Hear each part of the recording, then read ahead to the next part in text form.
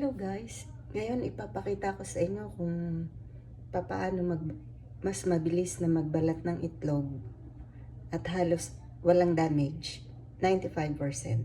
Okay? To. Nilaga ko na ang ating mga itlog.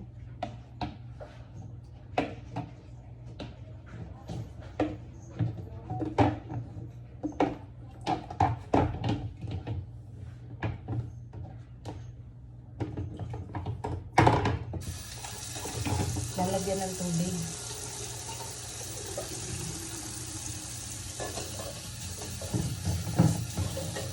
Punuin yung container ng egg. Apa. Yan. Ganyan guys. Kita nyo ba?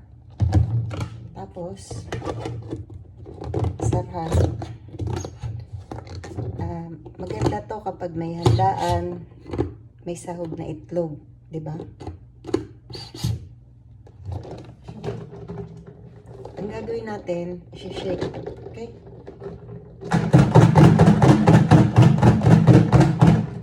Ganun.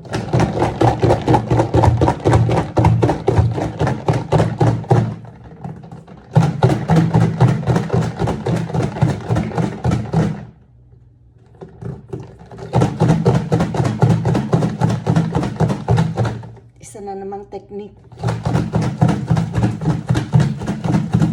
Yan.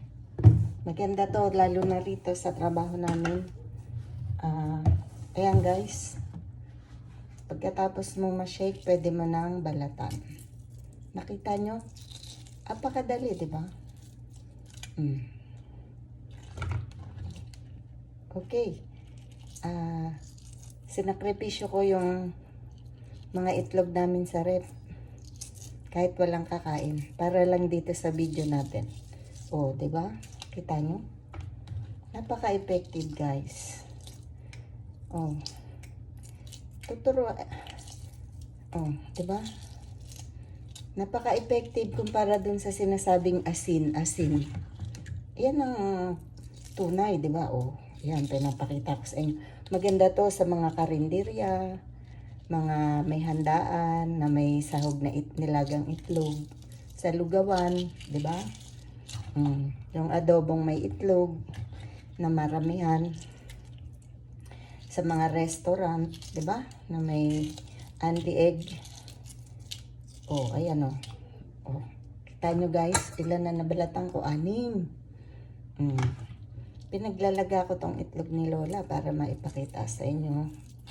May ma-share ako sa inyo, diba? Guys, sa inyong lahat dyan, napadaan dito sa channel, paki-subscribe po ako dito sa ating YouTube channel. At kayong mga nakasubscribe na, manatiling nakasubscribe. At nang palagi tayong mayroong you subscribe, I share. Palagi tayong masaya, diba? Kaya, ganun din, pakipalo nyo ako sa aking Facebook page para alam na alam ninyo agad, updated kayo kapag ako ay mamimigay ako ay magpapa-Gcash. Okay? Ito ang buhay namin dito sa abroad, OFW, Pilipino. Diba? Ganun lang. Ilaga ang itlog. Pag alam nyong nalaga na, ganun. Oh, i-shake lang, oh. Tapos na. Oh, 4 minutes, 3 minutes, 2 minutes, tapos nga yan eh. Nagdadadalan lang ako. Okay guys, yun lang. Until next time, next video. Bye-bye. God bless.